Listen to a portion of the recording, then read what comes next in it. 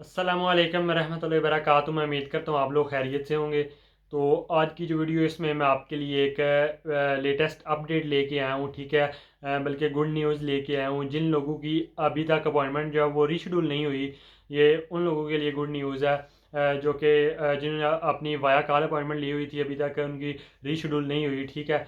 तो वो लोग काफ़ी परेशान थे। जैसे मैंने एक प्रीवियस वीडियो बनाई थी, उसमें बताया था कि अगर आपकी अपॉइंटमेंट अभी तक रीशेड्यूल नहीं हुई तो आप BLS वालों के हेल्पलाइन पे जो नंबर उन्होंने, तो उस पर नुमाइंदे से बात करें, उनको बताएं कि मेरी अपॉइंटमेंट जो है वो रीशेड्यूल नहीं हुई।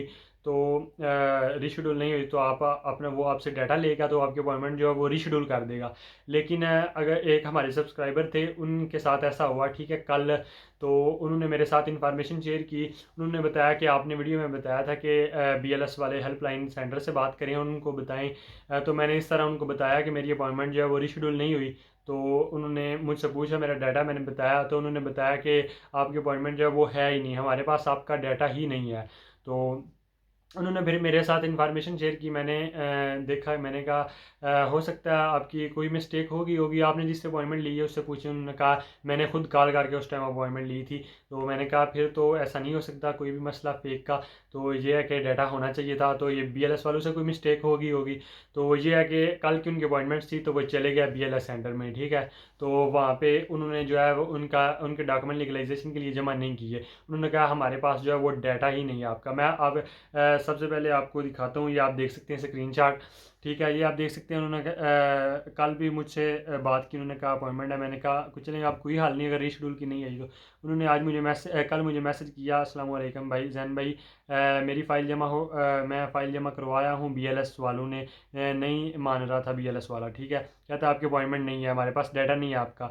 तो फिर फिर मैं इटली एम्बेसी गया हूँ, तो उनको जाके बताया कि मेरा या वो डाटा डाल दें। उन्होंने डाटा फिर डाल दिया। फिर BLS वालों के पास आया हूँ, तो फाइल जमा उन्होंने कर ली थी, ठीक है।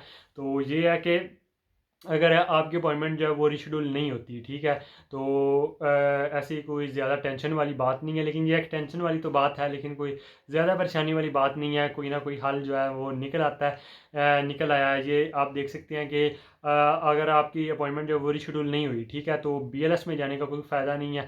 वैसे आपने पहले कॉल करके नुमाइंदे से बात कर लेनी है। अगर वो कहता है कि आपका डाटा नहीं है, तो फिर आप उस दिन, जिस दिन की आपकी अपॉइंटमेंट है, उस दिन आपने उधर जाना है इटली एम्बेसी में, ठीक है।